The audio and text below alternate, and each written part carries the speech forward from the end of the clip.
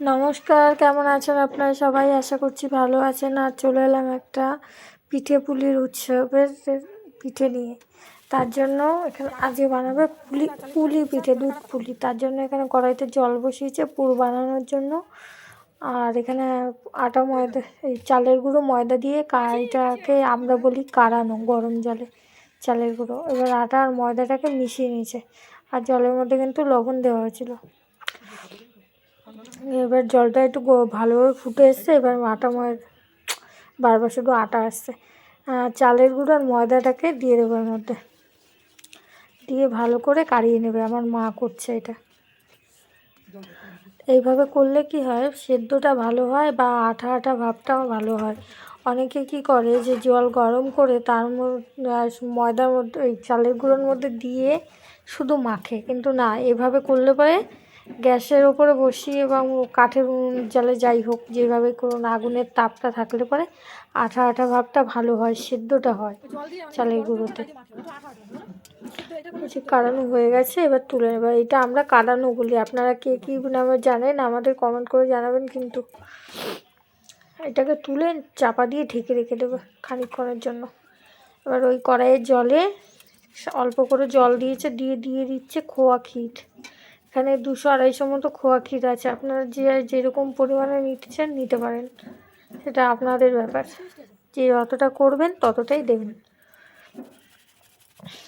আবারও গ্রেট করে দিয়ে দিচ্ছে খোয়া ক্ষীরটা।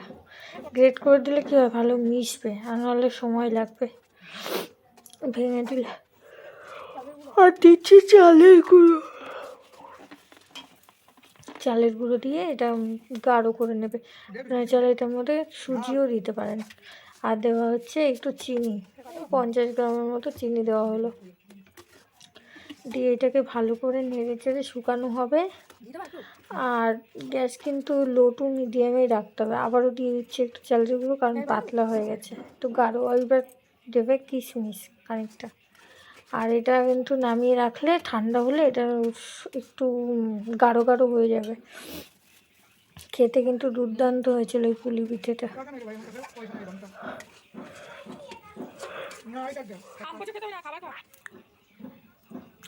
কিশমিশটা দিয়ে একটু নেড়ে চেড়ে নামিয়ে নেবে।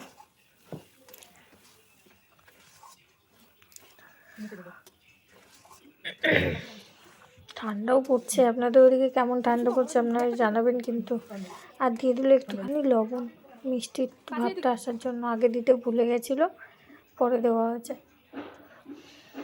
মা করছে, দেখো এখানে কত লোক। এদিকে আমার মেয়ে আর সব দিদির মেয়েরা সব বসে বসে এখানে ছাদের উপরে পিঠে বানাচ্ছে। দেখুন, ওরা পিঠে বানাচ্ছে, বাচ্চা মানুষ। আমিও হাত দিয়েছি, পরে করেছি, যে আমি করছি।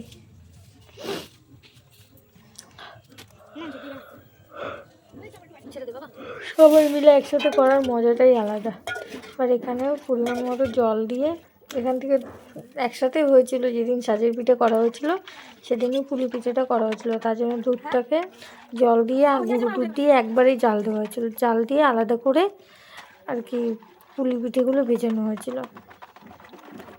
হ্যাঁ, দুধটাকে গুলে নিচ্ছি গরম জলে, এটাকে পরে হাফ করে দেওয়া হবে।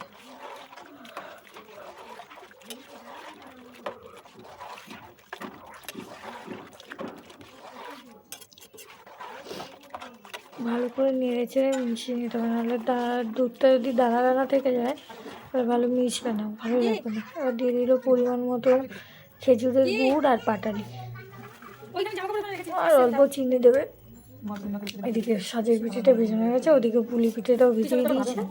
কেমন হলো আপনারা জানাবেন। Like, comment, share, follow and subscribe করে আমার পাশে থাকবেন। আবার দেখা হবে।